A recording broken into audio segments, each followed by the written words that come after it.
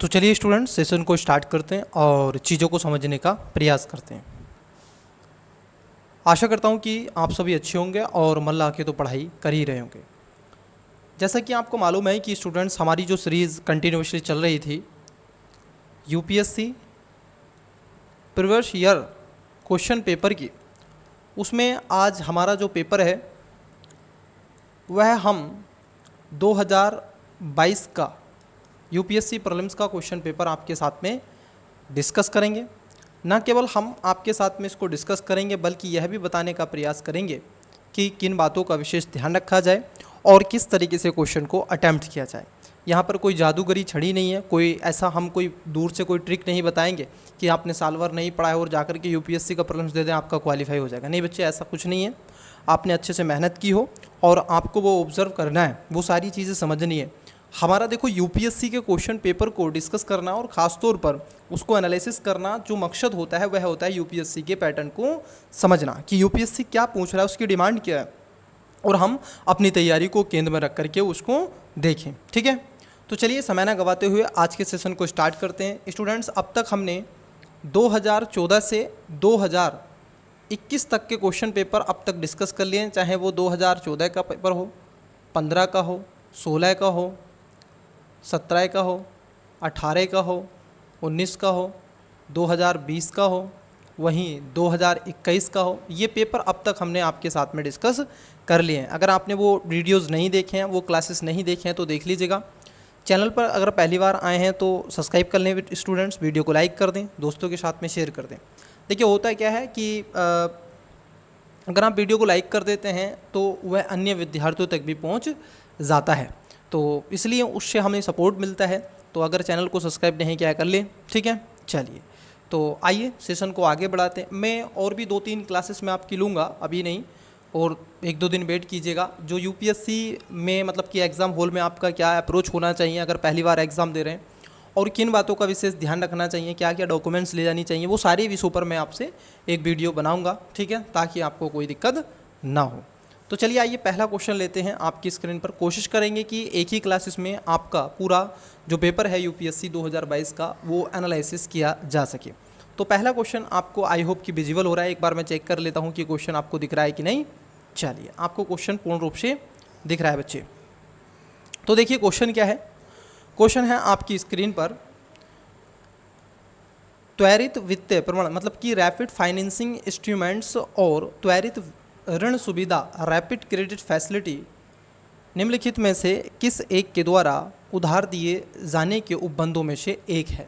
अब आपको ऑप्शंस दे के रखे हैं, एशियाई बैंक, अंतर्राष्ट्रीय मुद्रा कोष, संयुक्त राष्ट्र पर्यावरण कार्यक्रम, वित्त पहल और विश्व बैंक।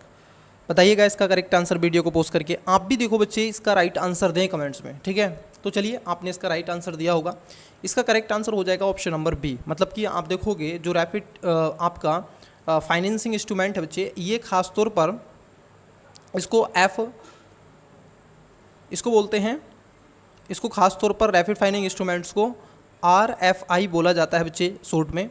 और ये खास तौर पर किसके द्वारा शुरू किया गया है, जितने भी IMF के, ठीक है, सदस्य देश होते हैं बच्चे, जो भी इसके सदस्य देश होते हैं उनके लिए सुविधा प्रदान करता है। ठीक है, इसको ध्यान में रखना। और यह भुगतान बैलेंस ऑफ पेमेंट्स की आवश्यकता का सामना करने के लिए त्वरित एक तरीके से रियायती वित्त सहायता प्रदान करता है। तो इसको ध्यान में रखना। IMF के गरीबी न्यूनीकरण और विकास इंस्ट्रूमेंट्स PRGT के तहत इसको बनाया गया था। तो इसको क्या है आपको ध्यान में रखना है। चलिए तो सेकंड क्वेश्चन की तरफ बढ़ते हैं। नेक्स्ट, ये भी क्वेश्चन देखो भारतीय अर्थव्यवस्था से ही क्वेश्चन पूछा गया। क्वेश्चन क्या है, भारतीय अर्थव्यवस्था के संदर्भ में निम्नलिखित कथनों पर विचार करें।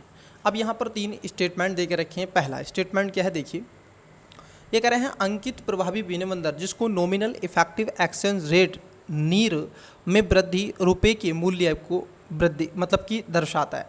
अगर मान लीजिए आपके नीर में अगर वृद्धि होगा बच्चे, तो उससे जो रुपए के मूल्य वृद्धि को क्या करता है, ये दर्शाने का प्रयास करता है। ये बात एकदम क्या हो जाएगी, क्योंकि देखो ये जो नीर और रीर होते हैं बेटा, ये एक देश का शेष विश्व के जो मुद्राएं होती हैं उनका औसत भारांश निकाला जाता है। ठीक है, विदेशी मुद्राओं का घरेलू मुद्रा के द्विपक्षीय नामांतर विनिमय दरों का औसत भारांश होता है। ठीक है, तो इसको ध्यान में आपको रखना है।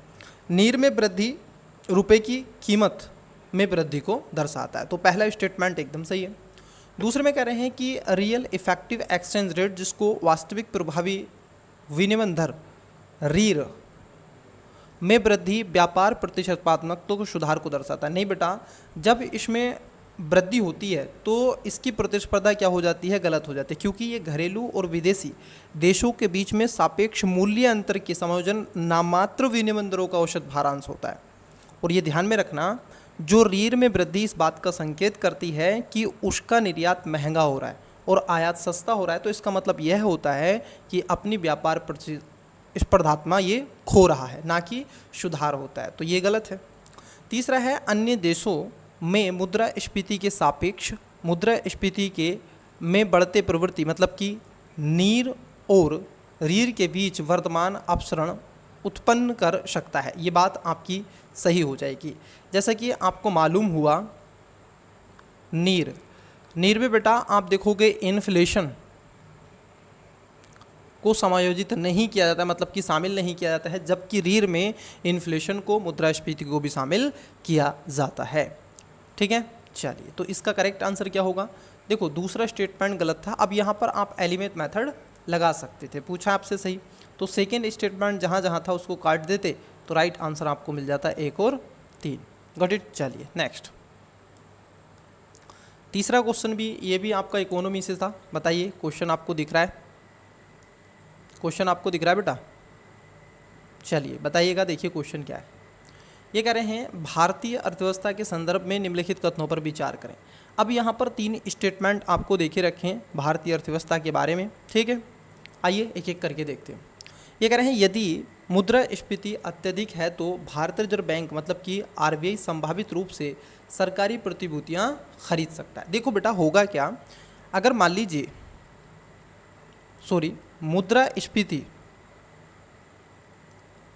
अगर मुद्रास्फीति अधिक होगी तो मुझे आप बताओ कि जो जीसैक होता है, सरकारी जो प्रतिभूति होती है, क्या आरबीआई इसको खरीदेगा? नहीं। तो इसको क्या करता है, वो सेल करता है, मतलब कि बेचेगा। ये क्या कह रहे हैं? खरीदेगा, है ना, खरीद सकता है। नहीं बच्चे, खरीदेगा नहीं, बेचेगा। अगर वो खरीदेगा तो पैसा किसके पास में चला जाएगा? मार्केट में चला जाएगा। अगर वो खरीदेगा, मान लीजिए मैं आपसे कहूँ, लीजिए एक सोवरेन बॉन्ड है, और मैं आपसे कहूँ ABCB नाम के जो भी स्टूडेंट्स आप देख रहे हैं, आप इसको ले लीजिए और पैसा मुझे दे दीजिए। ठीक है, अब दूसरा हुआ, ये तो हुआ बेचना। अब मेरा हुआ कि मैं खरीद लूँ, मैं आरबीआई हूँ, और मैं कहूँ आपसे कि लाओ, आपके पास में अगर कोई प्रतिभूति हो, जीसैक हो, तो मुझे बेच दो और मुझसे पैसा ले लो। आपने दिया तो आपके पास में पैसा पहुंचा, मतलब कि मार्केट में पैसा पहुंचा, तो उससे तो इन्फ्लेशन और बढ़ जाएगी। तो बेटा यहाँ पर क्या है, जो पहला स्टेटमेंट हो जाएगा वो आपका गलत हो जाएगा। ठीक है, ये आपका क्या हो जाएगा? गलत हो जाएगा, क्योंकि ये इन्फ्लेशन का आपका टॉपिक से क्वेश्चन आया है। तो पहला स्टेटमेंट गलत है।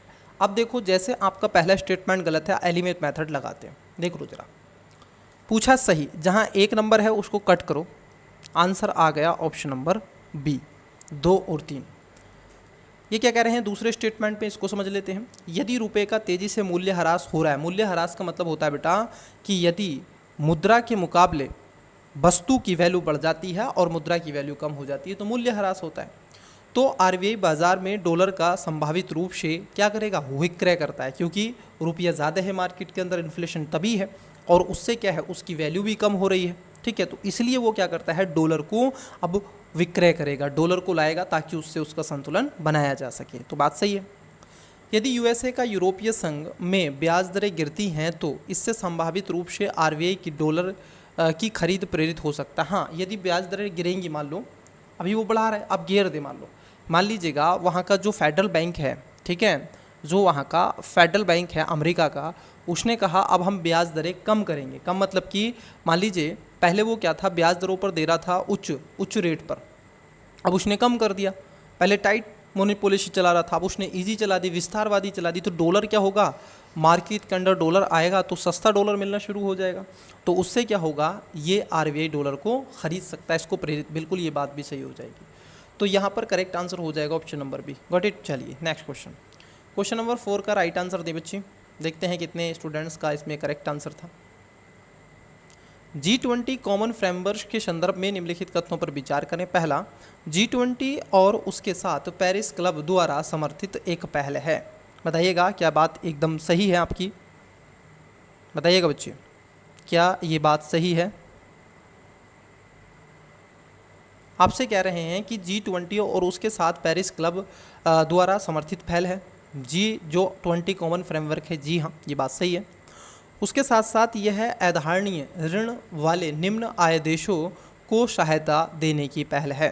तो ये भी बात सही है, क्योंकि इस पहल को स्टार्ट ही इसलिए किया गया है ताकि ऋण उपचारात्मक कॉमन फ्रेमवर्क पेरिस क्लब के साथ मिलकर के ये काम कर रहा है, जिससे निम्न आयता इसमें समर्थन करने की पहल है।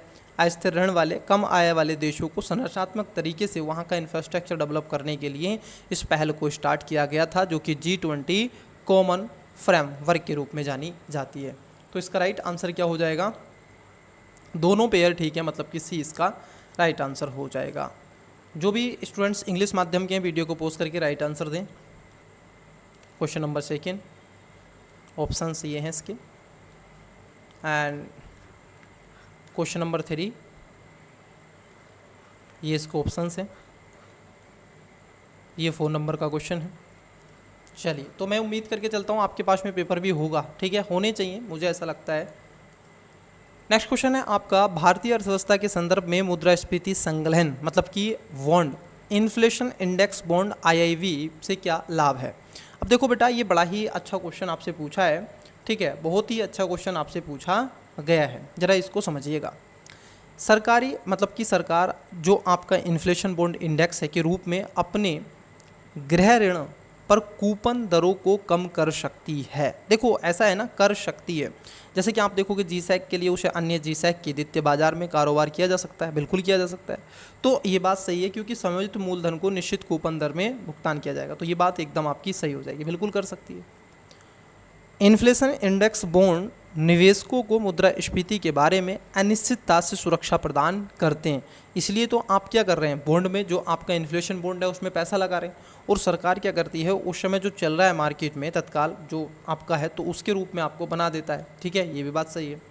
तीसरा है IIB मतलब कि इन्फ्लेशन इंडेक्स बॉन्ड पर ब्याज पर प्राप्त ब्याज और साथ ही साथ पूंजीगत लाभ कर योग्य नहीं है। देखिए आपका, चलिए मैं मानता हूँ कि ब्याज एक बार को नहीं होगा, मानो कि इन्फ्लेशन बॉन्ड है उस पर ब्याज नहीं लगेगा, लेकिन बच्चे अगर आपका पूंजीगत लाभ होगा तो कैपिटल उस पर गेन टैक्स तो आपका लगेगा, क्योंकि आपने जो आपका प्रॉफिट है उसके साथ साथ जो आपकी इनकम है ये टैक्स तो लगेगा, है ना।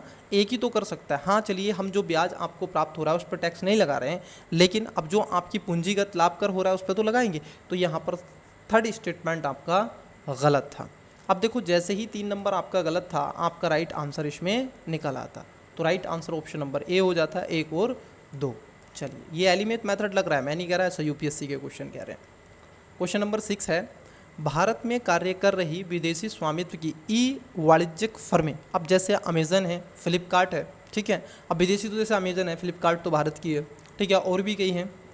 तो वाणिज्यिक फर्मों के संदर्भ में निम्नलिखित कथनों में से कौन सा ऐसे सही है? पहला, अपने प्लेटफॉर्मों को बाजार स्थान के रूप में प्रस्तुत करने के अतिरिक्त वे स्वयं अपने माल का विक्रय भी कर सकते हैं। क्या आप मुझे बताओ, अमेज़न की अगर हम बात कर लें तो क्या अमेज़न अपने माल का कोई एक्सपोर्ट कर सकता है या नहीं? क्या वह अपना माल उसी प्लेटफॉर्म पर बेच सकता है या नहीं? तो बोलो हाँ या ना। नहीं कर सकता। क्यों? अगर अमेज़न ऐसा करेगा तो बेटा उसकी हो जाएगी मोनोपोली। क्या हो जाएगी? मोनोपोली बेटा उसकी हो जाएगी, और मोनोपोली ही क्या है, बहुत ही गलत है। फिर तो आप अपने हिसाब से क्या करोगे, उसका प्राइस अप डाउन कर सकते हो, तो ये है आपका गलत।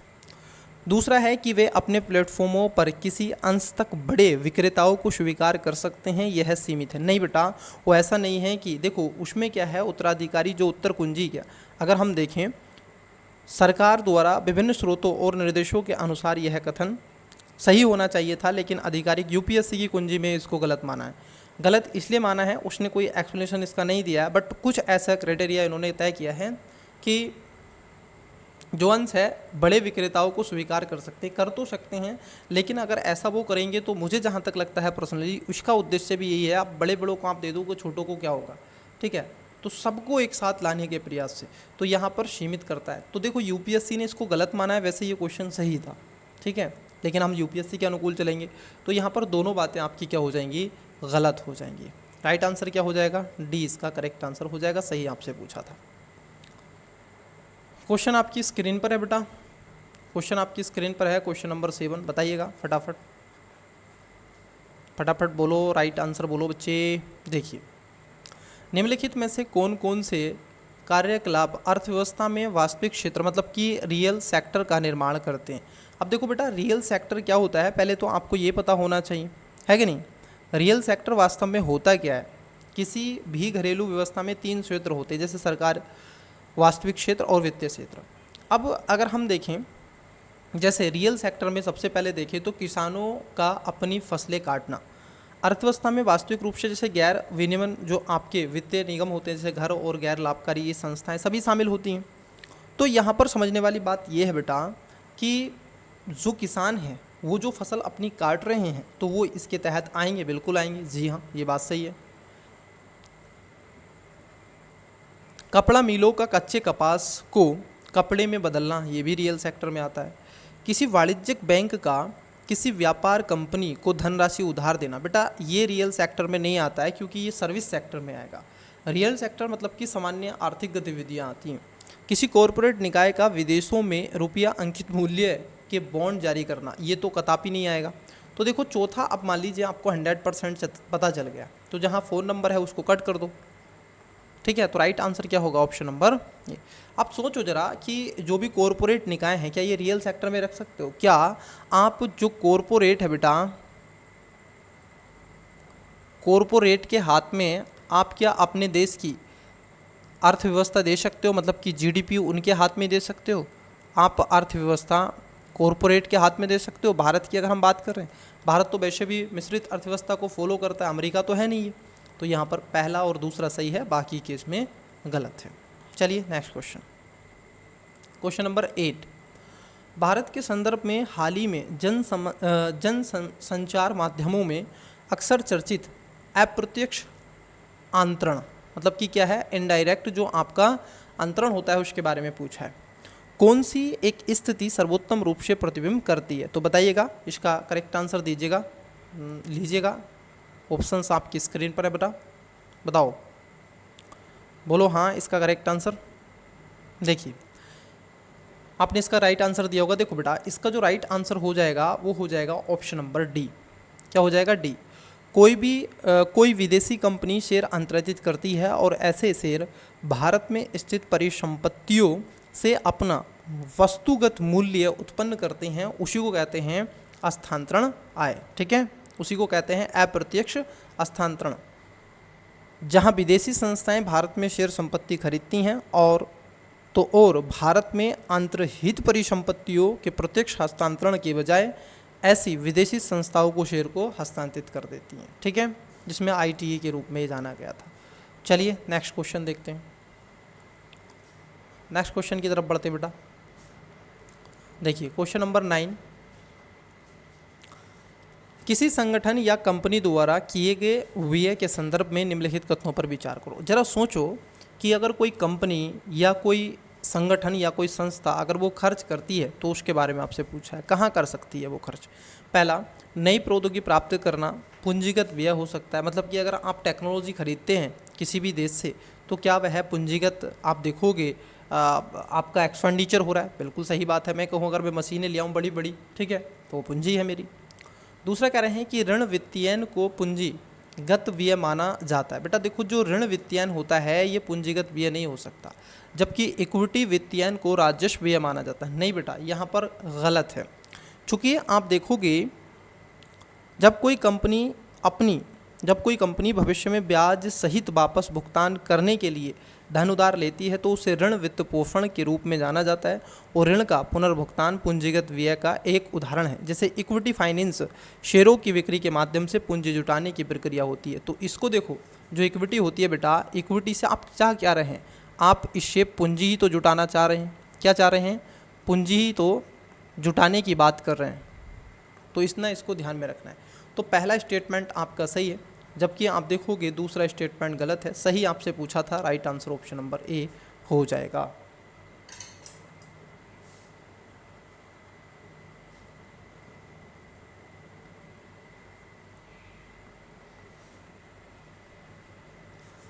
चलिए नेक्स्ट क्वेश्चन लेते हैं। भारतीय अर्थव्यवस्था के संदर्भ में निम्नलिखित कथनों पर विचार करें। अब देखो जो पूछा गया है ये भी क्वेश्चन आपसे भारतीय अर्थव्यवस्था, देखो यूपीएससी क्या करता है बेटा, ये क्या करता है 5 से 10 क्वेश्चन, 10 से 15 क्वेश्चन ऐसे सीक्वेंस से पूछते हैं। पहले इकोनॉमी से पूछ लेंगे, फिर हिस्ट्री, पॉलिटी, ये कुछ भी हो सकता है, लेकिन ऐसे पूछेंगे 10 क्वेश्चन 15 क्वेश्चन इस तरीके से, ताकि स्टूडेंट्स को कोई ऐसा इशू ना हो सके। ठीक है, चलिए देखिए पहला, घरेलू वित्तीय बचत का एक भाग सरकारी ऋण गिरोह के लिए जाता है। देखो होता क्या है, जब भारत सरकार की कोई बचत होती है, ठीक है, तो उसका एक बड़ा भाग कहाँ चला जाता है, ऋण ग्रहण के लिए जाता है। तो ये बात एकदम सही हो जाएगी। नीलामी में बाजार संदर्भित दरों पर जारी दिनांकित प्रतिभूतियाँ आंतरिक ऋण का एक बड़ा घटक होती हैं। बताइएगा इसका राइट आंसर, बताइए बेटा इसका करेक्ट आंसर क्या होगा। देखिए तो जो नीलामी में बाजारी आपकी दरें होती हैं, उस पर जो दिनांक प्रतिभूतियाँ होती हैं, वो सभी खासतौर पर आंतरिक ऋण का एक बड़ा घटक के रूप में जानी जाती हैं। तो सेकंड स्टेटमेंट और फर्स्ट स्टेटमेंट दोनों स्टेटमेंट आपके सही, आपसे पूछा सही था, तो इसका सी राइट आंसर हो जाएगा। परिवारों की सकल वित्तीय बचत जैसे बैंकों में भविष्य निधि, पेंशन योजना, शेयर बीमा, मुद्रा में, ये सारी चीज़ें क्या हैं, बचाई गई धनराशि होती हैं। उसके साथ साथ अगर हम देखें आंतरिक ऋण पर, जैसे कुल सार्वजनिक ऋण होता है जिसमें 93% से अधिक है, ठीक है, आंतरिक ऋण जो सार्वजनिक ऋण का एक बड़ा हिस्सा बनाती हैं, उन्हें अगले 2 व्यापक श्रेणियों में विभाजित भी किया जाता है, जैसे विपणन योग्य और गैर विपणन योग्य। इसलिए सार्वजनिक ऋण के स्रोत दिनांकित सरकारी प्रतिभूतियाँ, जीसैक, ट्रेजरी बिल, वाह सहायता जिसको एक्सटर्नल जो आपकी होती है, और अल्पकालिक उधार भी आता है। तो इसका राइट आंसर क्या हो जाएगा, सी इसका करेक्ट आंसर हो जाएगा। चलिए नेक्स्ट क्वेश्चन देखते हैं। देखिए क्वेश्चन ये 11 नंबर पर, और 11 नंबर का क्वेश्चन थोड़ा सा आपको लग सकता है कि हार्ड क्वेश्चन हो, लेकिन फिर भी आइए समझते हैं। निम्नलिखित कथनों पर विचार करें। पहला, HN सन्याल समिति की सिफारिशों के अनुसार में न्यायालय की अवमानना अधिनियम 1971 पारित किया गया। अब देखो ये पॉलिटी का क्वेश्चन है बेटा, किसका क्वेश्चन है, ये डायरेक्टली पॉलिटी का क्वेश्चन है। तो क्या ये बात सही है, तो जी हाँ, ये पहली वाली बात एकदम सही है। भारत का संविधान उच्चतम न्यायालय और उच्च न्यायालय को अपनी अवमानना के लिए दंड देने हेतु शक्ति प्रदान करता है। जी हाँ, क्योंकि न केवल सुप्रीम कोर्ट बल्कि हाई कोर्ट को भी इस पर अधिकार दिया गया है। अब देखो दूसरा, मैं इस श्योरिटी के साथ हूँ कि मेरा 2 नंबर जो है ये 100% क्या है, सही है। ये अगर अप्रोच आपका एग्जाम में रहेगा तो आपको इजीनेस यहाँ पर आ जाएगी। जैसे अब दूसरा सही है, जब दूसरा आपका सही होगा तो देखो आपका सी आंसर नहीं होगा, डी नहीं होगा, अब आपको पता चल गया।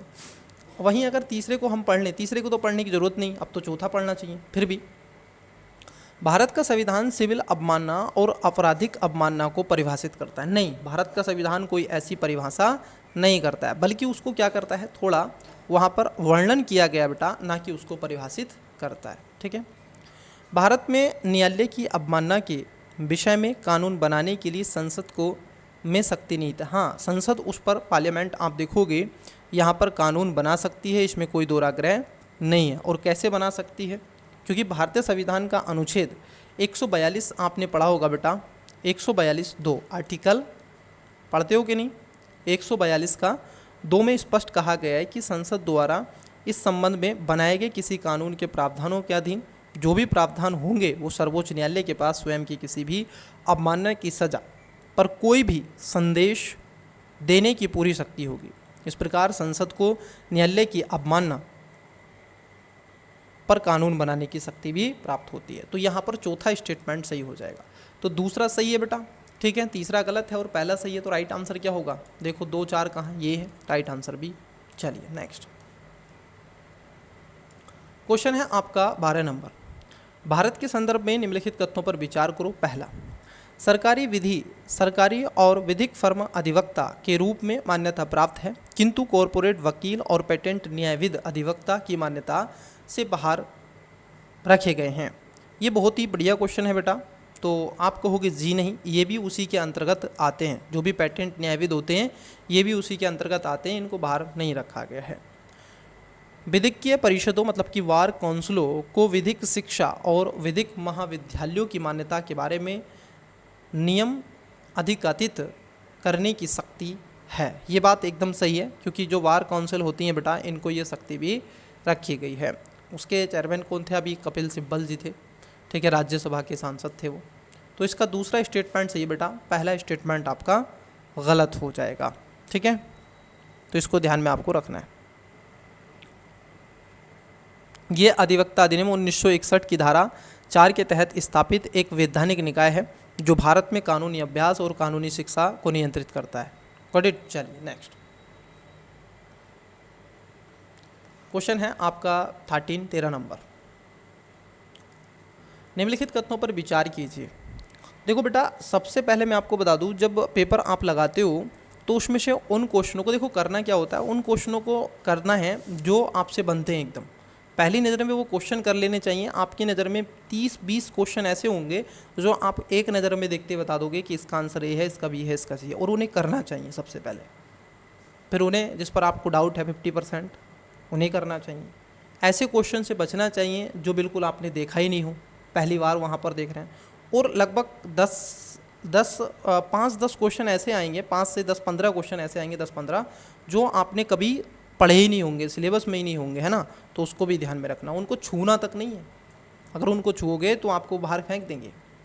देखो, पहला, किसी संविधान संशोधन विधेयक को भारत के राष्ट्रपति की पूर्व सिफारिश की अपेक्षा होती है। देखो बेटा, संविधान में संशोधन होता है, संविधान का एक आर्टिकल आपने पढ़ा होगा 368, और भाग भी आप समझते हैं 20 में कहा गया है। उसमें कदापि इस बात को नहीं रखा गया है कि राष्ट्रपति की सिफारिश की पूर्व अपेक्षा होगी, तो ये बात गलत है।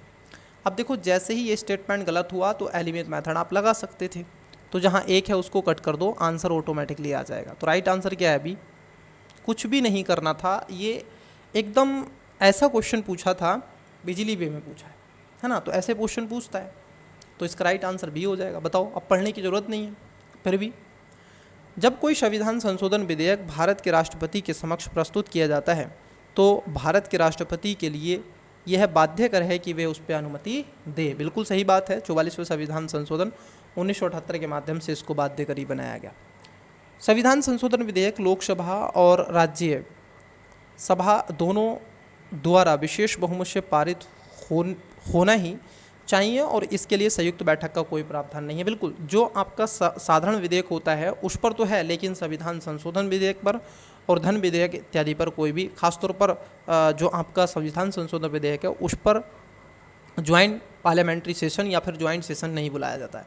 तो ये भी बात सही है। तो 2 और 3 सही है बेटा, पहला इसमें गलत है, 20 का राइट आंसर है। नेक्स्ट 14 विचार करवा रहा है और आपसे सही पूछा है। कह रहे हैं कि भारत का संविधान मंत्रियों को 4 श्रेणियों अर्थात कैबिनेट मंत्री, स्वतंत्र प्रभाव के मंत्री वाले और राज्य मंत्री, ठीक है, स्वतंत्र प्रभाव वाले राज्य मंत्री, मंत्री और उपमंत्री में वर्गीकृत करता है। मुझे बताओ, क्या संविधान इनको वर्गीकृत करता है या नहीं करता है? ये मुझे बताओ बेटा, करता है क्या? नहीं ना। संविधान में केवल इतनी ही चर्चा की गई है, उसमें तो ये भी नहीं मंत्री परिषद की बात की गई हो।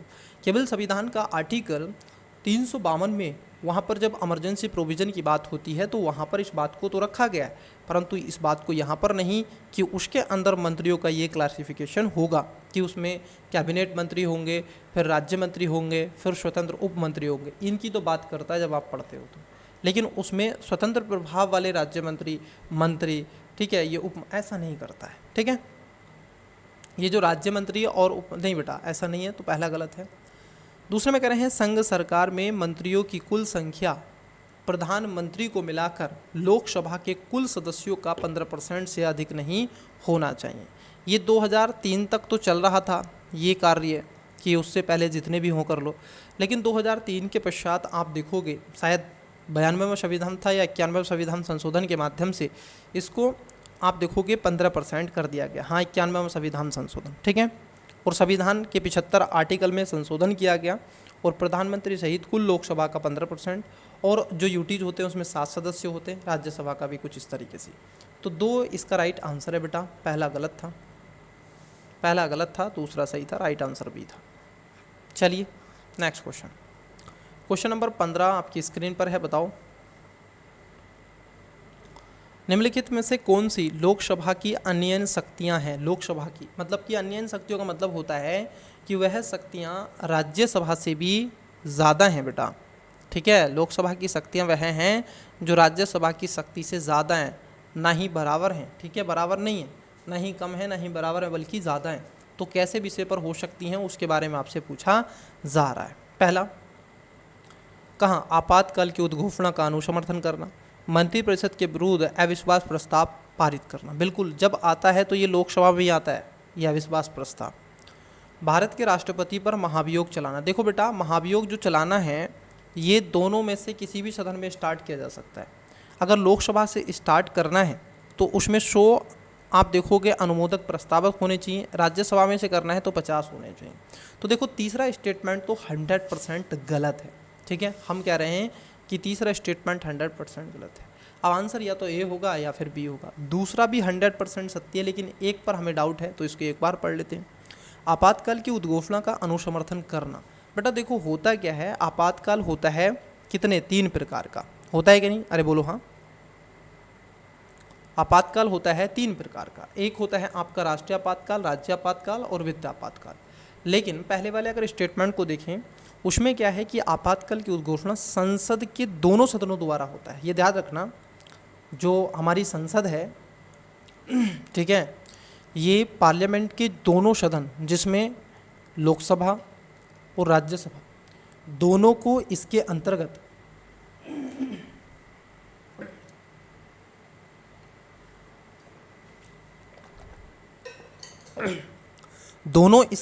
रखे गए हैं और कहा गया है कि संसद द्वारा दोनों सदनों जारी करते हैं तिथि से 1 महीने के भीतर अनुमोदित करना होता है। कितना? पहले 2 महीने था, 44वें संविधान संशोधन 1978 से इसको घटाकर अब 1 माह कर दिया है। ठीक है, 1 मंथ है, तो इसको ध्यान में आपको रखना है बेटा।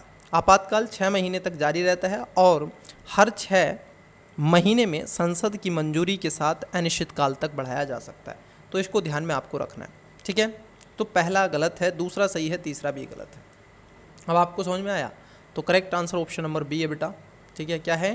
Right answer option number B है। चलिए नेक्स्ट, सब आपने पढ़े हैं। एक चीज़ आपको दिख रही है कि हम क्या पढ़ते रह जाते हैं और पूछता कहाँ से? हम पॉलिटी रोज पढ़ते हैं लेकिन पूछ कहाँ से क्वेश्चन रहा है? देखो, जब तक आप यूपीएससी के क्वेश्चन नहीं देखोगे बेटा तो तब तक आपको ये पता नहीं चलेगा कि यूपीएससी क्या पूछ रहा है और हम पढ़ क्या रहे हैं। गाइडेंस की जो प्रॉब्लम है ना, ये सबसे बड़ी प्रॉब्लम है। आप क्वालिफाई कर जाओगे, हर चीज़ आप क्वालिफाई कर जाओगे यदि आपको कोई गाइड कर दे ठीक से, तो क्योंकि आप पढ़ रहे हैं, क्या पढ़ रहे हैं? अपनी पसंद से पढ़ रहे हैं, है ना। आपको गाइडेंस बहुत ज़रूरी होनी चाहिए, ऐसा मेरा मानना है। और यूपीएससी में गाइड सबसे बड़ी चीज़ होती है। भारत में दलबदल विरोधी कानून के संदर्भ में निम्नलिखित कथनों पर विचार करो। क्या पूछा है बेटा? दलबदल कानून आपसे पूछा है, एंटी डिफेशन लॉ, मालूम होगा आपको इसके बारे में।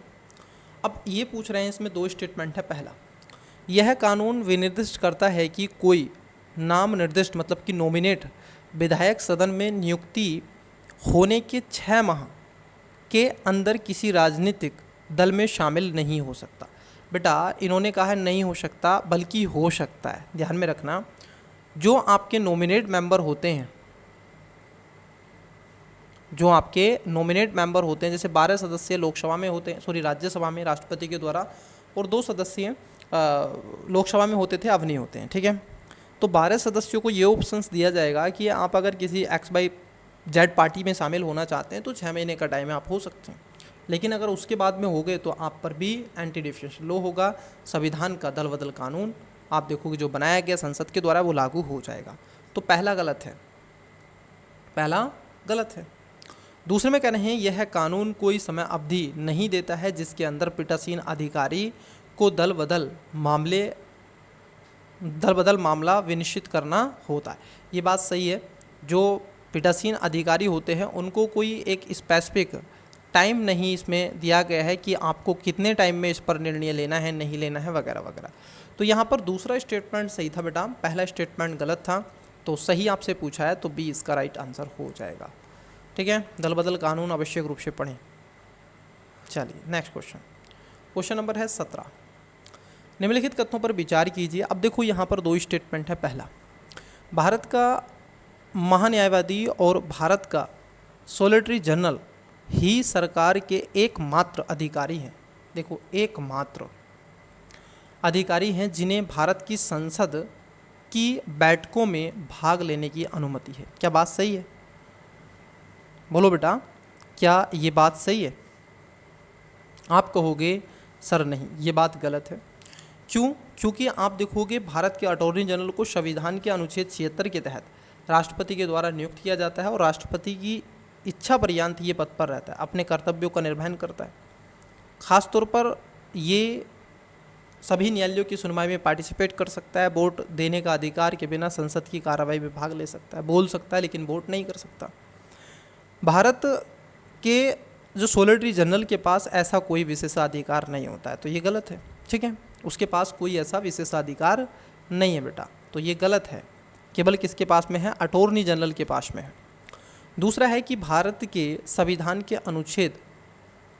संविधान के अनुसार भारत का महान्यायवादी अपना त्यागपत्र दे सकता है जब वह सरकार जिसने उसको नियुक्त किया था इस्तीफा देती हो। ऐसा नहीं है बेटा, मैंने अभी आपको बताया संविधान का आर्टिकल 76 जब आप पढ़ते हैं तो ये शक्ति राष्ट्रपति को दी गई है।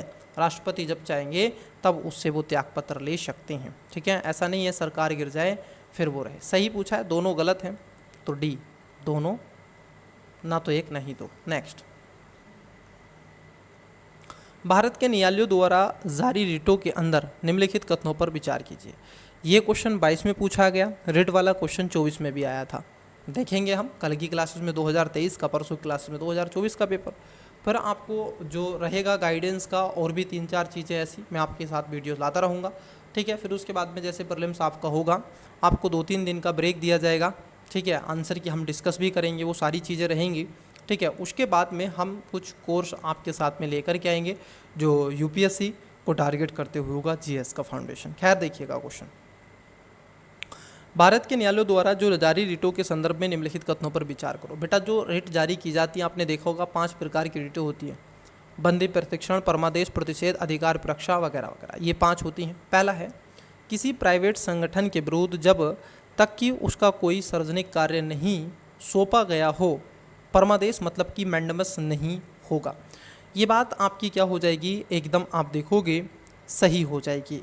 अगर मान लीजिए उसको कोई सार्वजनिक कार्य सौंपा जाएगा तो उसके प्रति हम कर सकते हैं, लेकिन ध्यान रखना बच्चे, यदि आपका फंडामेंटल राइट्स अगर उल्लंघन हो रहा है तो आप जो बंदी प्रत्यक्षीकरण रिट होती है बेटा, वह सरकारी और गैर सरकारी दोनों के खिलाफ जारी हो जाती है। तो पहला एकदम सही है।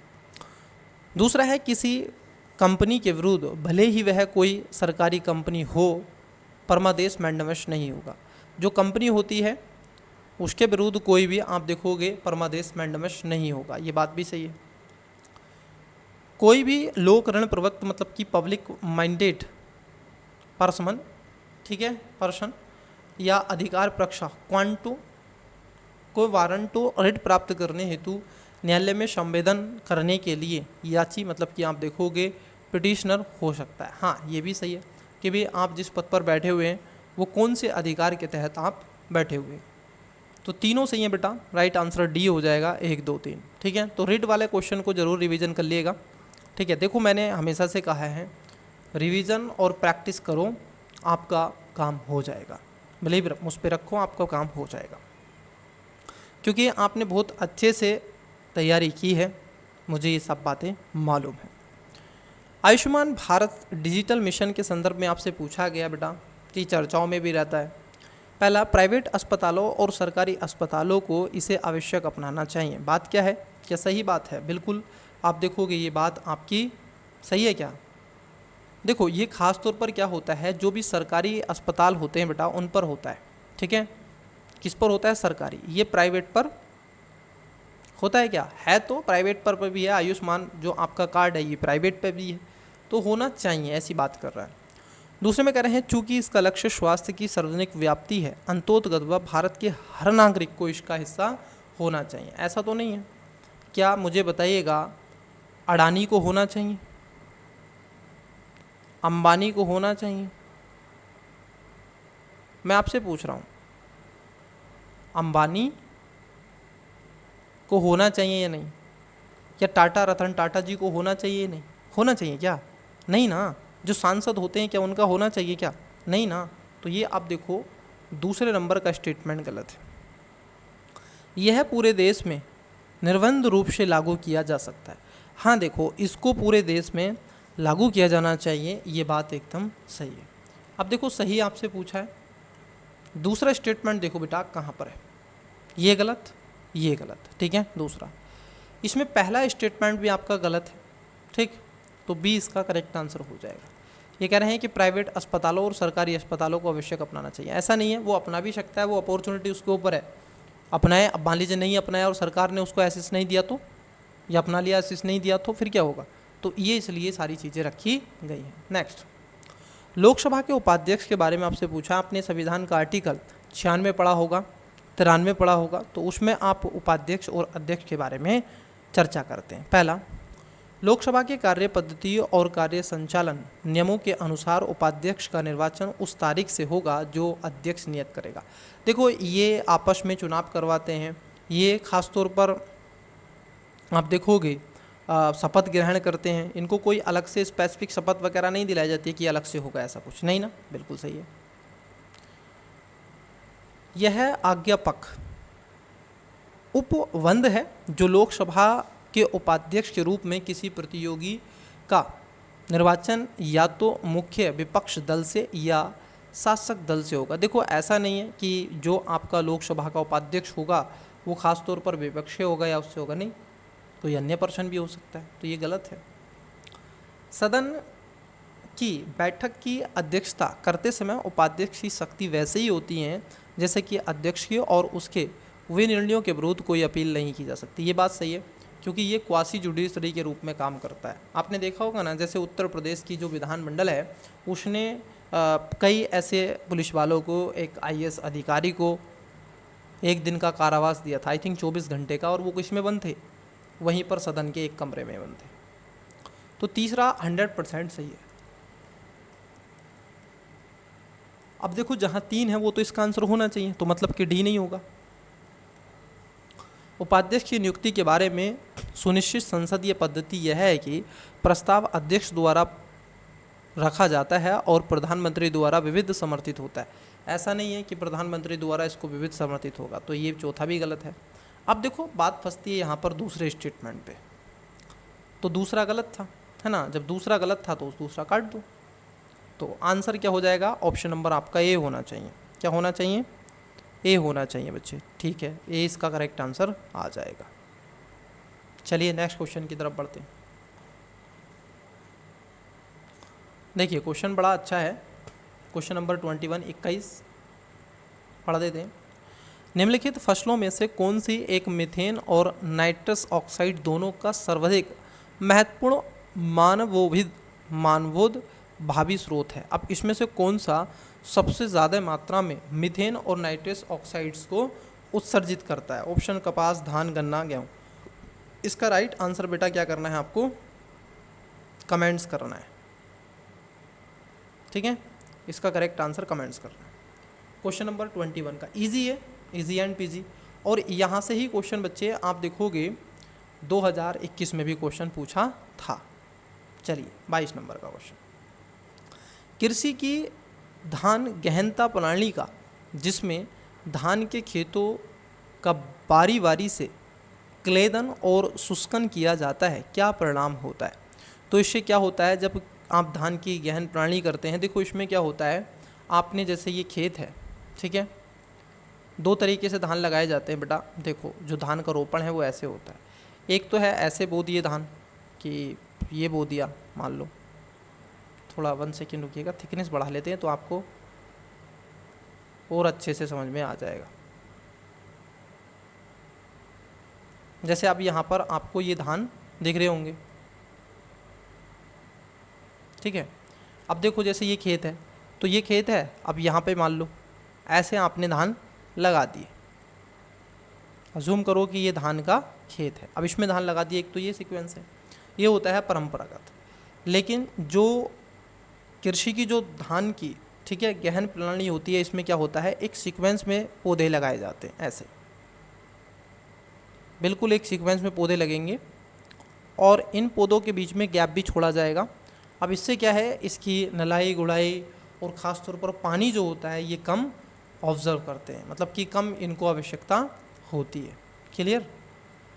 तो ये चीज़ें आपको क्या है, पता होनी चाहिए। बीज की कम आवश्यकता होती है, बात सही है। मीथेन का कम उत्पादन होता है, ये भी सही है। और बिजली की खपत भी क्या करते हैं, ये कम करते हैं। तो तीनों बातें सही हो जाएंगी, क्योंकि पानी, देखो एग्रीकल्चर में पानी ही तो है जो लाइट्स को ज़्यादा कंज्यूम करता है, उसको लाइट की आवश्यकता होती है। तो ये बात क्या हो जाएगी आपकी, सही हो जाएगी। ठीक है, क्या हो जाएगी बच्चे, सही हो जाएगी। क्या सही है? जी हाँ, इसका right answer option number D हो जाएगा। चलिए नेक्स्ट क्वेश्चन देखिए, बड़ा अच्छा क्वेश्चन है। पश्चिमी अफ्रीका की निम्नलिखित झीलों में से कौन सी एक सूख कर मरुस्थल में बदल गई है?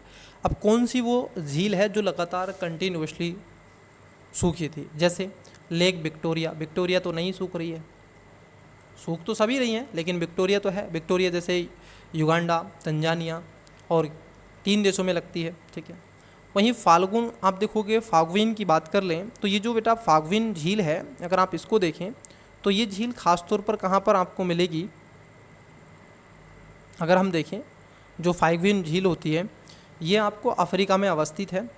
और क्योंकि सूखे का लुप्तप्राय लगभग 1970 के दशक में ये कई वर्षों से सूखे के कारण ये झील लगातार सूखती चली गई है। ठीक है, आज ये बहुत ही ज़्यादा चर्चाओं में भी रहती है। तो इसलिए जब भी यूपीएससी कोई ऐसा क्वेश्चन होता है, और माली में टिम्बू काटू के पश्चिम में 4 परस्पर झीलों से इसको फाल्गुन झील प्रणाली बनी है। ठीक है, तो माली की सबसे उपजाऊ झीलों में से एक थी, लेकिन आज ये सूख गई है। तो इसका राइट आंसर क्या है? बी इसका करेक्ट आंसर है। कहाँ पर पड़ती है बेटा? माली में पड़ती है। तो ऐसे क्वेश्चन आपसे पूछे जाते हैं। चलिए नेक्स्ट क्वेश्चन,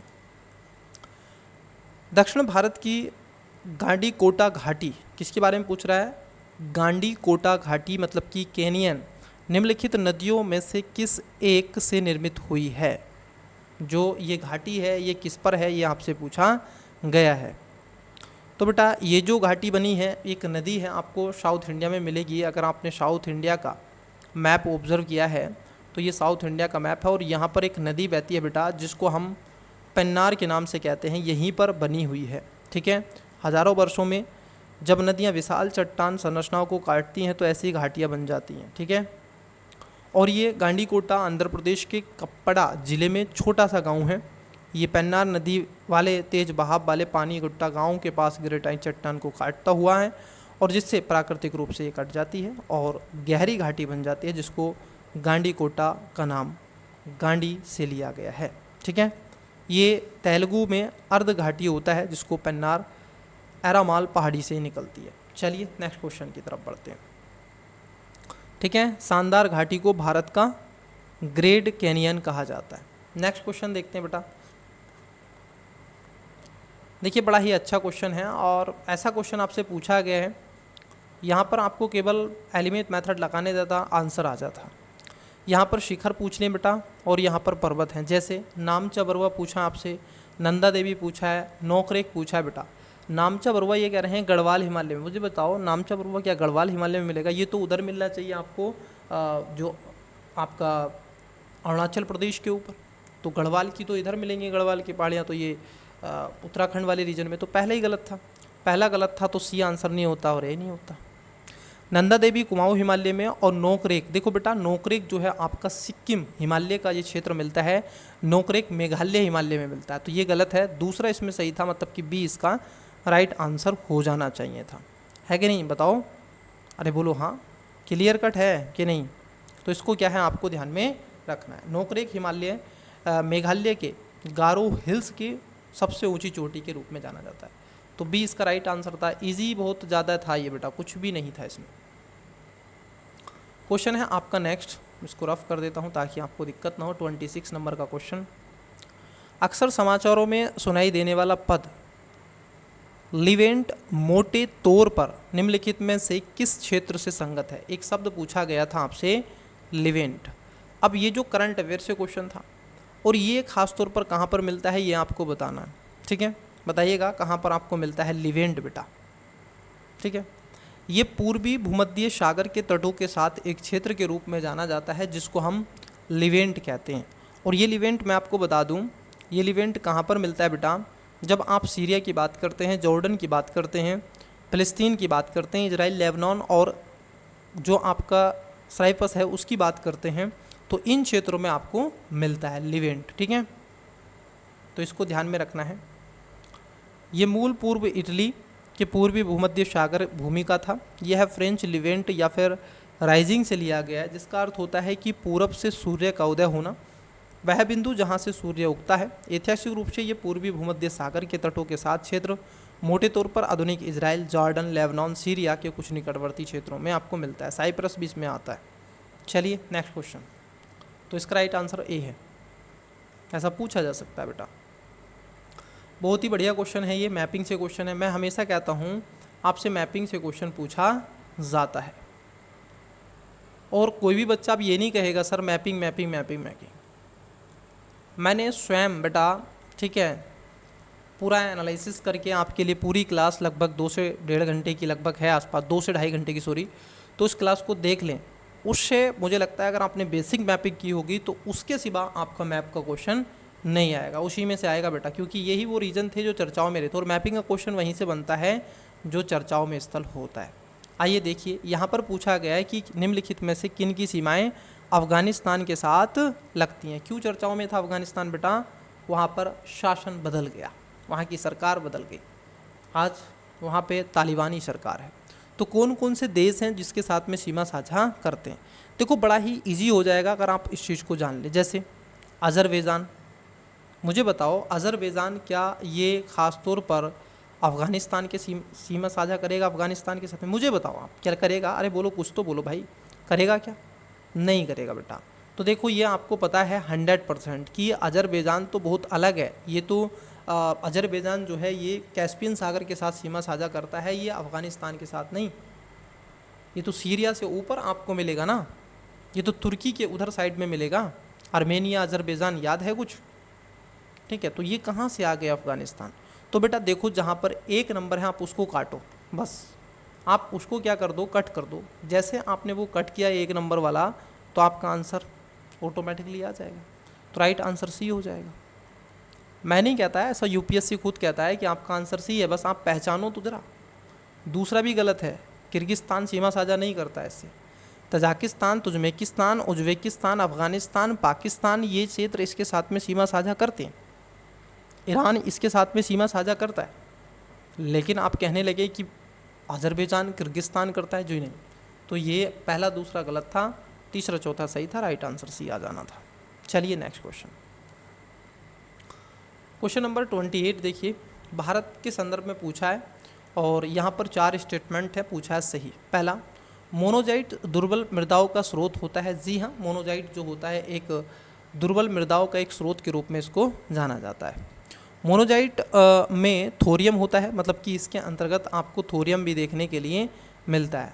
अफ़गानिस्तान से Tajikistan, Uzbekistan, Turkmenistan, Iran, Pakistan, ठीक है, यही लगते हैं। भारत भी लगता है बच्चे। वहीं मोनोजाइट के बारे में हम आपसे देख रहे हैं, तो ये बात सही है, मोनोजाइट में थोरियम भी देखने के लिए आपको मिलता है। भारत की समस्त तटवर्ती वालुकाओं में मोनोजाइट प्राकृतिक रूप से पाया जाता है।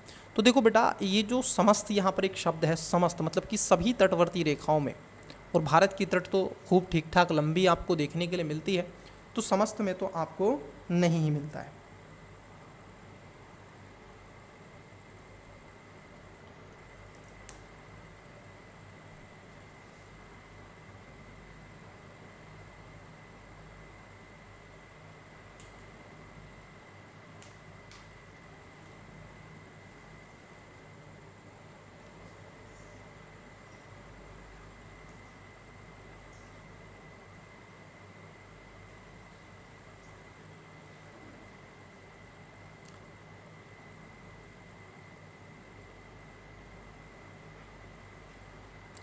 समस्त में तो ये आपको नहीं मिलता है ना, तो तीसरा स्टेटमेंट गलत हो जाएगा।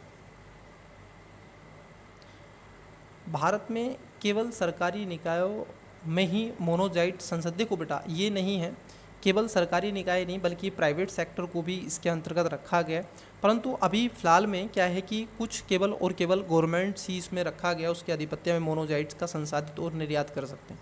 प्राइवेट सेक्टर को सरकार इसमें लाने का प्रयास कर रही है, बट अभी इसमें नहीं है। ठीक है, तो इसका 1, 2 और 4, तीसरा इसमें गलत हो जाएगा। तो इसका राइट आंसर देख लेते।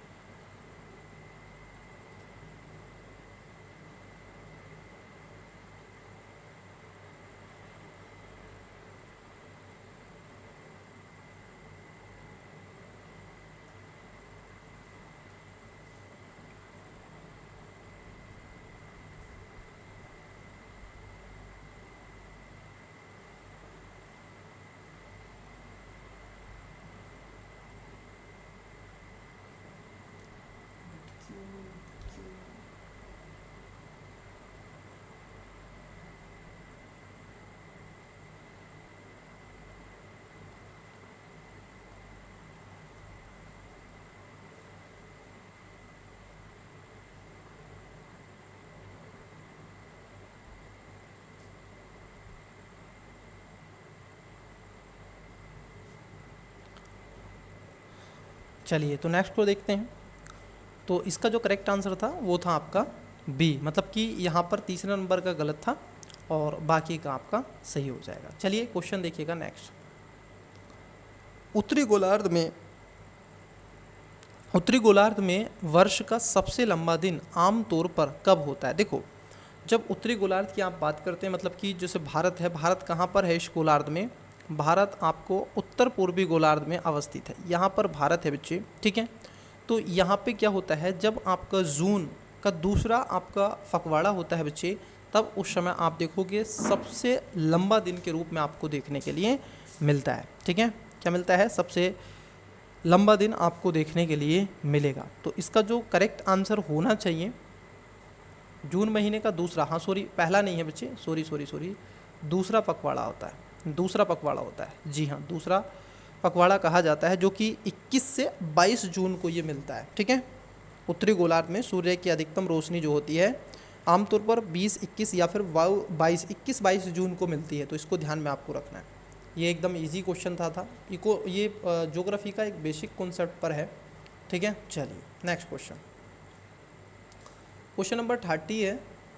यहाँ पर कुछ आर्द्र भूमि झील हैं और अब यहाँ पर स्थान दे के रखे, जैसे होकेरा आर्द्र भूमि पंजाब, रेणुका आर्द्र भूमि हिमाचल प्रदेश, रुद्र सागर त्रिपुरा और संस्थम मकवेत्ता झील तमिलनाडु। अब ये क्वेश्चन पहली बार देखने के लिए मिला, केवल 1 केवल 2।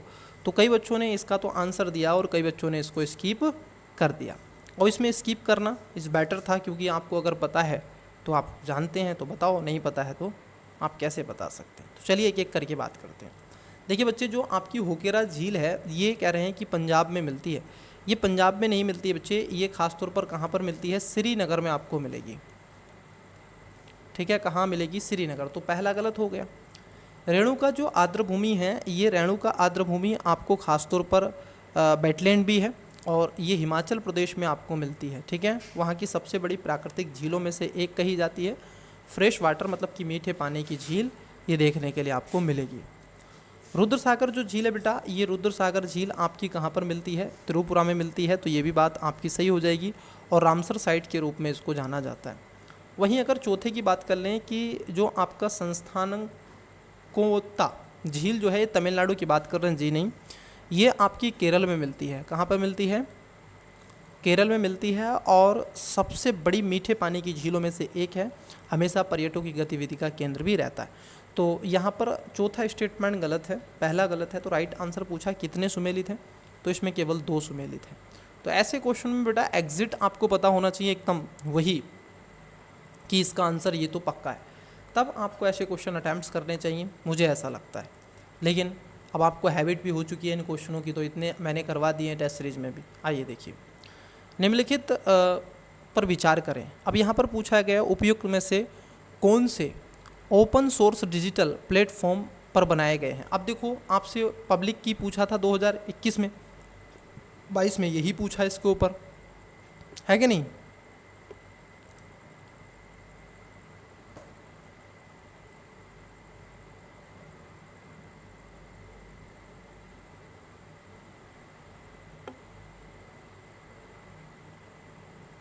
ठीक है, देखो ओपन सोर्स जो डिजिटल प्लेटफॉर्म होता है बेटा, ये मैंने आपको बताया कि 2021 वाले पेपर में भी ये पूछा गया था। अब कौन कौन से इसमें, जैसे आरोग्य सेतु ऐप, ये बिल्कुल डिजिटल पर है सबके लिए। कोविन, ये भी है बच्चे। डिजी लॉकर, ये भी है आपका। दीक्षा, ये एजुकेशन से रिलेटेड है। ये डॉक्यूमेंट से रिलेटेड है। ये कोविड पैंडेमिक से आरोग्य सेतु ऐप, ये भी से। तो यहाँ पर आप देखोगे सभी मतलब कि चारों डिजिटल से रिलेटेड है बेटा, ये चारों आपको डिजिटल ही हैं। तो यहाँ पर डी इसका राइट आंसर हो जाएगा। तो इसमें था कुछ नहीं, केवल ये पता होना चाहिए था, तो आप इसका राइट आंसर दे सकते थे क्योंकि ये करंट अफेयर से था। और मैं कहूँगा कि ऐसे क्वेश्चन आपको पता होने चाहिए और ऐसे क्वेश्चनों पर आपको गैस भी करना चाहिए, पढ़ना चाहिए आवश्यक रूप से। चलिए नेक्स्ट क्वेश्चन।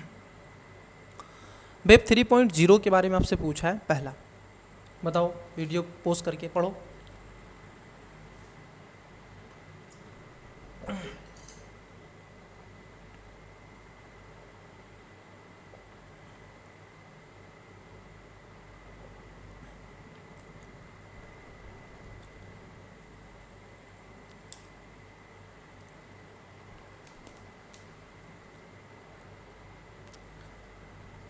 देखो अगर हम देखें, पहला स्टेटमेंट है कि वेब 3.0 प्रौद्योगिकी से व्यक्ति अपने स्वयं के आंकड़ों को नियंत्रित कर सकते हैं। हाँ जी। वेब 3.0 संसार में ब्लॉकचेन आधारित सामाजिक नेटवर्क हो सकते हैं। देखो सकते हैं ऐसा शब्द होता है ना, तो होने, ये खासकर साइंस में ये क्वेश्चन सही होते हैं। वेब 3.0 किसी निगम द्वारा परिचालन होने की बजाय प्रयोक्ताओं द्वारा सामूहिक रूप से प्रचालित किया जाता है। मतलब कि किसी एक के बजाय नहीं, बल्कि सामूहिक गतिविधियों से होता है। तो बात सही है। तो यहाँ पर तीनों बातें सही हो जाएंगी, मतलब कि इसका जो राइट आंसर था ऑप्शन नंबर डी इसका करेक्ट आंसर हो जाएगा। चलिए नेक्स्ट क्वेश्चन देखते हैं। सॉफ्टवेयर सेवा के रूप में सॉफ्टवेयर एज ए सर्विसेज सास, जिसको हम देखते हैं। अब उस पर पूछा गया सास के बारे में। सास भी कभी बहू थी, उसके बारे में पूछा है ना। आइए देखिए, तो पहला स्टेटमेंट है इसमें, पहला स्टेटमेंट है आपका, सास प्रयोक्ता जो अंतरपृष्ठा की अपनी आवश्यकता अनुसार निर्धारित कर आंकड़ों के क्षेत्र में बदलाव कर सकते हैं। जी हाँ, बिल्कुल कर सकते हैं। सास प्रयोक्ता अपनी जो चलन युक्तियों मोबाइल डिवाइसेस के माध्यम से अपने आंकड़ों तक बिना मतलब कि पहुंच बना सकते हैं। बिल्कुल, आज के समय तो फ़ोन ही हर जगह चलता है, फ़ोन से ही लोग अपनी गतिविधियों को कर रहे हैं बहुत ज़्यादा। आउटलुक और उसके साथ साथ हॉटमेल या फिर याहू मेल सास के रूप में है। हाँ बिल्कुल, ये बात सही है। तो तीनों बातें बेटा क्या हो जाएंगी, यहाँ पर सही हो जाएंगी। आपसे सही पूछा था, तो डी इसका राइट आंसर आना चाहिए था। चलिए नेक्स्ट क्वेश्चन देखते हैं। क्वेश्चन नंबर है आपका 34 नंबर। निम्नलिखित कथनों में से कौन सा एक जनसंचार माध्यमों में बहुचर्चित प्रभावी कक्षीय बमबारी प्रणाली के आधारभूत विचार को सर्वोत्तम रूप से प्रतिबिंबित करता है। अब देखिए जरा, ये है बहुचर्चित जो प्रभावी, ये है प्रभावी कक्षीय बमबारी प्रणाली। अब बेटा ऐसा क्वेश्चन ये है कि इसको पहले इंग्लिश में देख लोगे तो बेटर। देखिएगा जहाँ पर the following statement best reflect the idea behind the fractional orbital bombardment system. ठीक है, ये पूछा आपसे। अब इधर पढ़ लेते हैं इसके बारे में। तो ये क्या करता है, देखो इससे क्या होता है बेटा, जैसे आप मिसाइल अगर आती है तो ये उसको क्या कर देगा, ये क्या कर देता है, उस मिसाइल को पृथ्वी के चारों ओर एक स्थिर कक्षा में रखा जाता है जो पृथ्वी का एक लक्ष्य पर विचलित करता है। ठीक है, तो उसके बारे में होता है।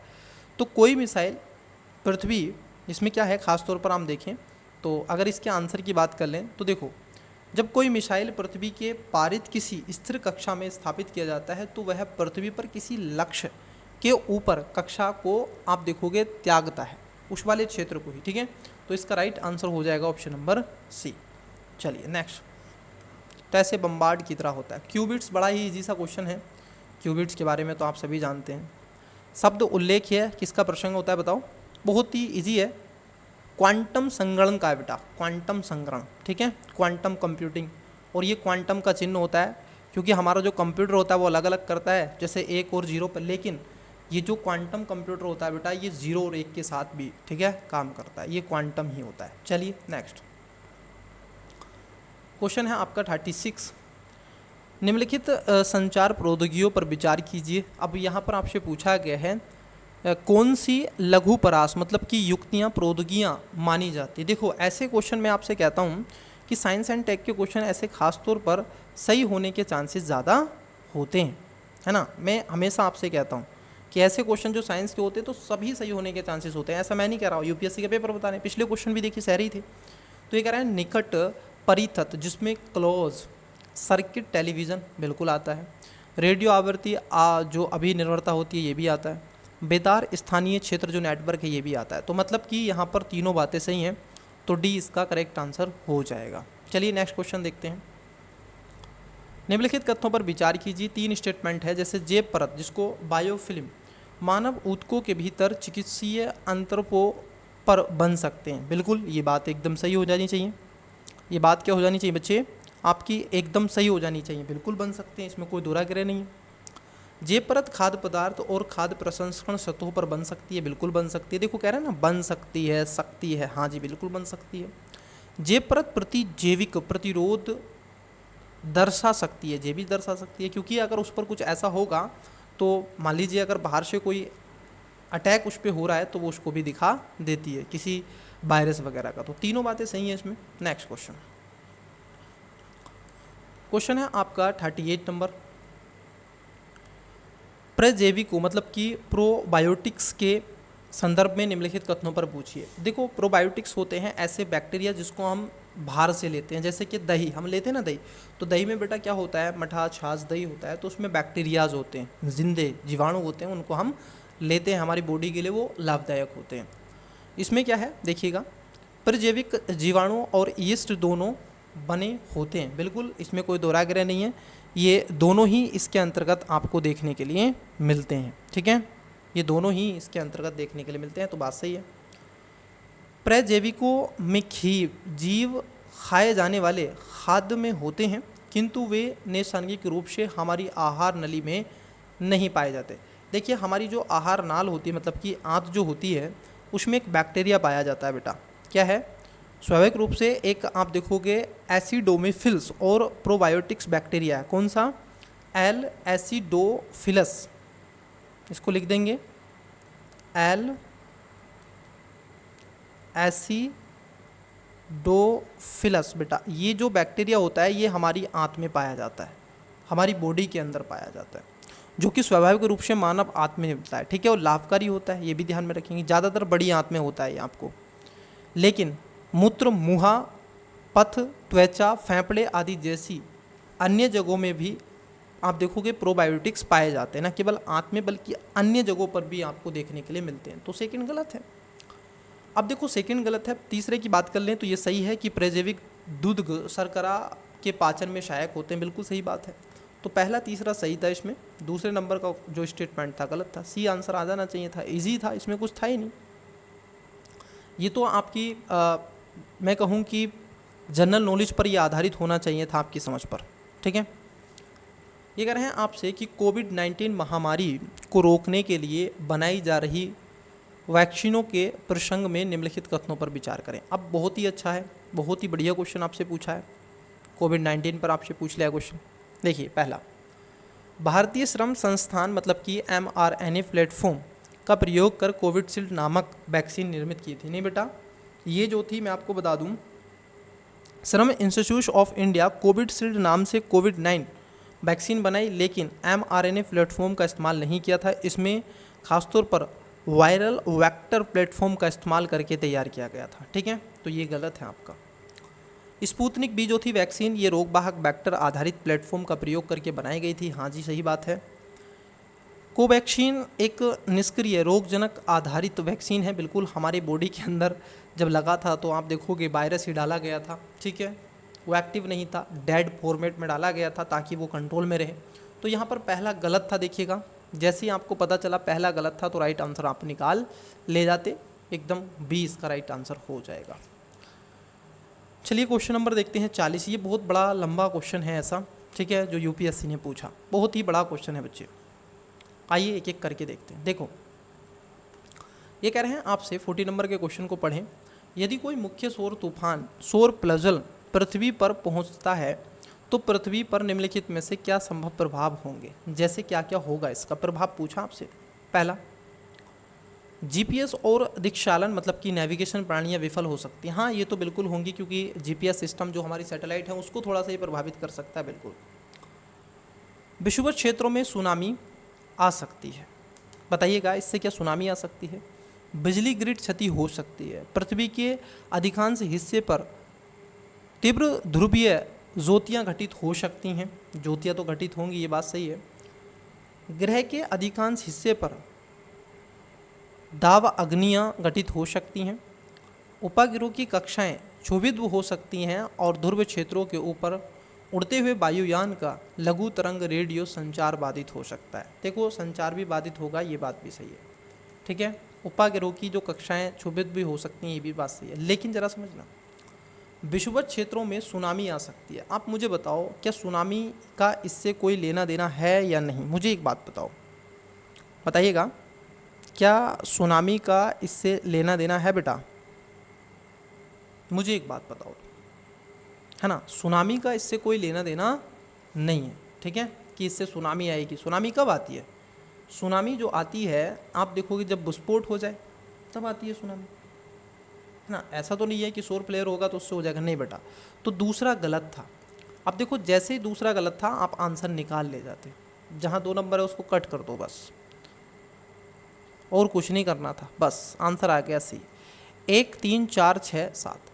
पाँचवा भी इसमें गलत था बच्चे। पाँचवें में कह रहे हैं कि ग्रह के अधिकांश हिस्से पर दाव अग्नियाँ घटित हो सकती है, मतलब कि पृथ्वी पर आग जल सकती है, समझ रहे हो। तो ये गलत है, वो भी अधिकांश हिस्सों में, ये तो गलत है बेटा। तो 5 नंबर जहाँ था उसको भी कट कर देते, फिर भी आपका आंसर आ जाता कि इससे आग तो नहीं जलेगी, है ना। तो इससे आग तो नहीं जलेगी, तो सी इसका राइट आंसर हो जाएगा। नेक्स्ट, तो ऐसे क्वेश्चन आपसे पूछे जाते हैं, ऐसे उसमें दिखानी होती है अपनी स्मार्टनेस। चलिए क्वेश्चन नंबर है 41। जलवायु कार्रवाई ट्रैकर, जिसको क्लाइमेट एक्शन ट्रैकर, जो विभिन्न देशों के उत्सर्जन अपचयन के लिए दिए गए वचनों की निगरानी करता है, क्या है? अनुसंधान संगठनों के गठबंधन द्वारा निर्मित डेटाबेस। बताओ बेटा इसके बारे में, बताइएगा, आपकी स्क्रीन पर है क्वेश्चन। क्या है ये? देखो जो जलवायु कार्रवाई ट्रैकर होता है तो ये अनुसंधान संगठनों का संगठन है, जो कि एक डेटाबेस होता है बेटा, जो कि इस पर काम करता है। तो इसका ए ही राइट आंसर हो जाएगा, इसमें कोई दो राय है नहीं, ठीक है। क्लाइमेट जो एक्शन ट्रैकर है 2009 में जलवायु कार्रवाई को नज़र रखने वाले शोध संगठनों द्वारा इसको तैयार किया गया था। स्वतंत्र रूप से एक वैज्ञानिक विश्लेषण है, 32 देश इस पर नज़र रखते हैं, ठीक है। और वैश्विक उत्सर्जन के 80% से अधिक इसके लिए जिम्मेदार ठहराए गए हैं। तो वही है सारी चीज़ें कि 1.5 और 2 degree Celsius pre industrial era वगैरह वगैरह, तो वो तो आप सब जानते ही हैं। चलिए क्वेश्चन देखते हैं। नेक्स्ट क्वेश्चन नंबर है आपका 42 नंबर बेटा। ये पूछ रहा है कथनों पर विचार करें जैसे, और इसने क्या पूछा है, जैसे क्लाइमेट ग्रुप एक इन्होंने क्या है, जलवायु समूह, मतलब कि दी क्लाइमेट ग्रुप एक अंतर्राष्ट्रीय गैर लाभकारी संगठन है जो बड़े नेटवर्क बनाकर जलवायु प्रक्रिया को प्रेरित कर और उन्हें चलाता है। अंतर्राष्ट्रीय ऊर्जा एजेंसी ने जलवायु समूह की एक भागीदारी के रूप में एक वैश्विक पहल ईपी आपकी 100 प्रारंभ करी है। क्या ये बात सही है? बताओ क्या ये बात सही है बेटा? जी हाँ, ये बात एकदम आपकी क्या हो जाएगी, गलत हो जाएगी। नहीं, इसने कोई पहल ऐसी शुरू नहीं करी है। वहीं तीसरा स्टेटमेंट है आपका ईपी 100 मतलब कि ईपी 100 ऊर्जा दक्षता में नव प्रवर्तन को प्रेरित करने के लिए उत्सर्जन न्यूनीकरण लक्ष्यों को प्राप्त करते हुए प्रतिस्पर्धात्मकता बढ़ाने के लिए प्रसिद्ध अग्रणी कंपनियों का साथ लाता है। कुछ भारतीय कंपनियां ईपी 100 की सदस्य हैं। अंतर्राष्ट्रीय ऊर्जा एजेंसी अंडर 2 कोलिएशन। देखो बेटा यहाँ पर दूसरा स्टेटमेंट गलत था, आप दूसरा स्टेटमेंट देखो कहाँ कहाँ पर है। ए आंसर नहीं है, सी नहीं है और डी नहीं, राइट आंसर बी हो गया। 1 3 4, ठीक है। 5 बीच में गलत है कि अंतर्राष्ट्रीय ऊर्जा एजेंसी अंडर 2 कोएलिशन का सचिवालय, नहीं बेटा। तो इसका राइट आंसर क्या हो जाएगा? बी। चलिए नेक्स्ट देखते हैं 43 नंबर।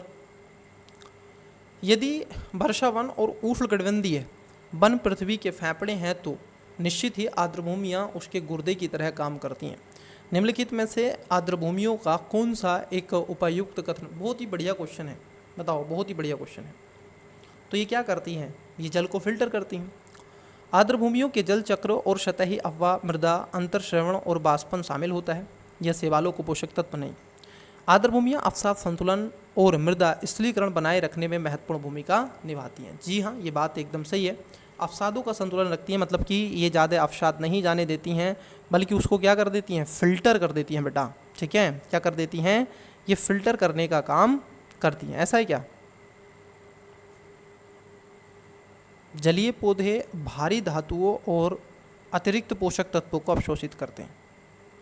देखो आप बताइएगा, मेरा जो आंसर है वो इसमें सी राइट आंसर आएगा।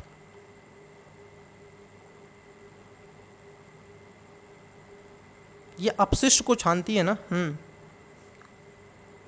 आर्द्रभूमियाँ अवसाद संतुलन और मिट्टी के स्थलीकरण को बनाए रखने में महत्वपूर्ण भूमिका निभाती हैं।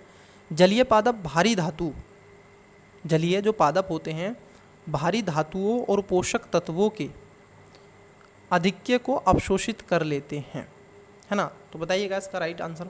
मेरे को जो लगता है ना, इसका यही आंसर है। देखता हूँ, आर्द्रभूमियाँ जल के चक्र को सतही अफवाह, अवसाद, स्राव और बाष्पन, नहीं, ये बाष्पन वगैरह नहीं करती है। शैवालों ये भी नहीं करती है। आर्द्रभूमियाँ अवसाद संतुलन और मृदा स्थिरीकरण बनाए रखने में महत्वपूर्ण भूमिका निभाती हैं।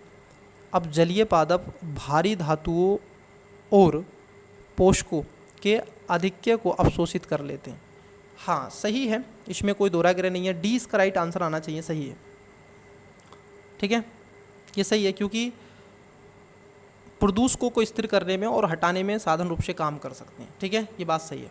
तो इसका राइट आंसर डी आएगा बच्चे, सी नहीं आएगा। ठीक है, डी आएगा। 44 नंबर देखिए। WHO की वायु गुणवत्ता जो निर्देश के अनुसार आपसे पूछा गया है, ये कह रहे हैं PM 2.5 और 24 घंटा माध्यम, मतलब कि 15 MUG/Q से अधिक नहीं बढ़ना चाहिए, और PM 2.5 का वार्षिक जो आपका 5 μQ³ से अधिक नहीं बढ़ना चाहिए। किसी वर्ष में ओजोन प्रदूषण के उच्चतम स्तर प्रतिकूल मौसम के दौरान होते हैं। PM 10 फेफड़ों पे अवरुद्ध का वेधन कर रक्त प्रवाह में प्रवेश कर सकते हैं। नहीं बेटा, PM 10 तो नहीं, PM 2.5 तो कर सकता है। तो ये तीसरा गलत है बेटा। देखो अब तीसरा गलत है, आइए देखते हैं। जहाँ नंबर 3 है उसको कट करो। ठीक है, चौथा है आपका, वायु में अत्यधिक ओजोन दमा को उत्पन्न कर सकती है, मतलब कि उससे आपको लंग्स से रिलेटेड, मैं कहूँ कि दमा से रिलेटेड आपको बीमारी हो सकती है। तो ये बात सही है। तो यहाँ पर आप देखोगे 20 का राइट आंसर हो जाएगा। ठीक है, 20 का राइट आंसर है, पहला और चौथा। दूसरा गलत है बेटा, पहला और चौथा इसमें राइट आंसर हो जाएगा। नेक्स्ट 45 नंबर का क्वेश्चन देखिए। कभी कभी समाचारों में उल्लेखित गुच्छी के बारे में पूछा बेटा, क्या है? देखो, यह एक कवक है जो ख़ास तौर पर, जी हाँ, ये बात एकदम आपकी क्या हो जानी चाहिए थी, सही हो जानी चाहिए थी कि यह एक कवक होता है। होता है क्या? जी हाँ, एक कवक होता है। यह कुछ हिमालयन वन क्षेत्रों में उगती है, ये बात भी सही है।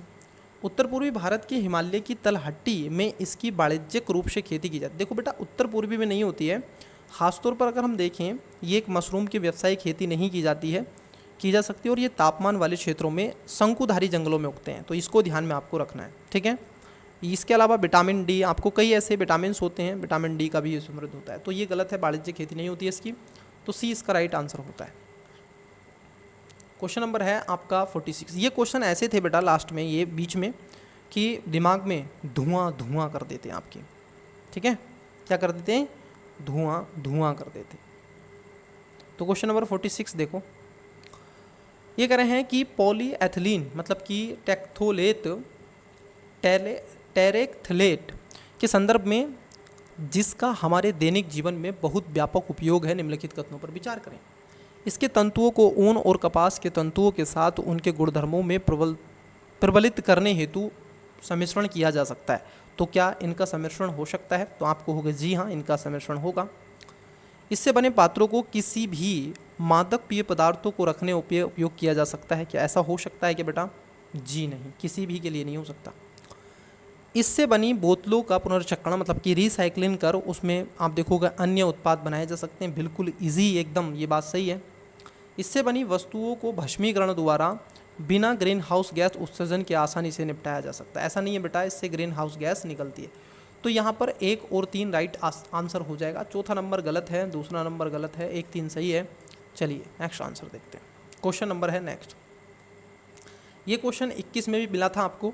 निम्नलिखित में से कौन सा पक्षी नहीं है? कौन सा पक्षी नहीं है बेटा? ये जो महसीर है ना, गोल्डन महसीर, ये मछली है ना कि ये पक्षी है। ठीक है, तो ए इसका राइट आंसर हो जाएगा। नेक्स्ट क्वेश्चन देखिए, आपकी स्क्रीन पर आपको दिख रहा है 48 नंबर।